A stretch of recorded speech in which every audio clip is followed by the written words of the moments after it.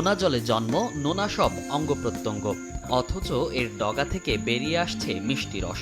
সেই রস দিয়ে তৈরি হচ্ছে গুড়। সুস্বাদু এই গুড়ের ব্যাপক চাহিদাও রয়েছে দেশ বিদেশে। পটুয়াখালীর কলাপাড়া উপজেলার ৪ নং মিঠাগঞ্জ ইউনিয়নের উত্তর চরপাড়া গ্রাম সহ কয়েকটি গ্রামের কয়েকশো মানুষ এই পেশার সাথে দীর্ঘদিন যাবৎ জড়িত। সকাল বিকেল ২ বেলায় চলে তাদের গোলপাতা গাছের ডগা কাটার কাজ।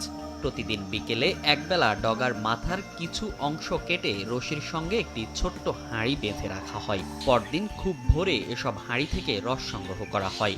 ১ একর জমির ১৫০টি গাছ থেকে প্রতিদিন ১০০ থেকে ১২০ লিটার রস সংগ্রহ করা হয়। প্রতি বছর পৌষ থেকে ফাল্গুন মাস পর্যন্ত চলে রস সংগ্রহের এ কাজ। বহুদিন হইতে গনে আমরা চাষাবাদ করিয়ে আসতেছি। এই গুড় নিখুঁত, যে কোনো লোক ব্যারাম পীড়া হোক তারা খাইলে তাদের কোনো অসুবিধা নাই। গুড় খুব সুস্বাদু। গুড় আমাদের অনেক দূর দূরান্ত থেকে আমাদের বাড়িতে এসে গুড় কিনে নেয়। আমি নিজে গুড়ের চাষ করি। সকাল বিকাল 2 বার করে কাটা হয়, 15 থেকে 20 দিন। 20 দিন কাটার পর আমাদের রস হয় অনেকটাই, আধা কেজি বা 300 গ্রাম 200 গ্রাম এরকম অনেকটাই হয়। পৌষ মাঘ ফাল্গুন এই 3 মাস আমরা এই রস তৈরি করি। অনেক দিন হইতে এই চাষ করি। এখন আমাদের দেখা দেখি অনেক লোকে এই চাষ করে। গোলপাতার রসকে আগুনে জাল দিয়ে পর্যায়ক্রমে তৈরি করা হয় গোলপাতার গুড়। দেশের বিভিন্ন এলাকা থেকে গোলের গুড় কিনতে অনেকে আসেন পটুয়াখালীতে। প্রতি কেজি গুড় এখানে বিক্রি করা হয় ১৫০ থেকে ১৮০ টাকায়। এটা লবণাক্ত স্বাদ, হালকা মিষ্টি।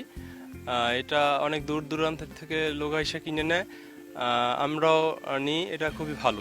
পিঠাটা খুবই ভালো, দামও মাত্র কম, ১৫০ টাকা কেজি, প্রতি বছর নেই। এটা খাইলে কোনো প্রতিক্রিয়া নাই, শরীরের জন্য অনেক ভালো।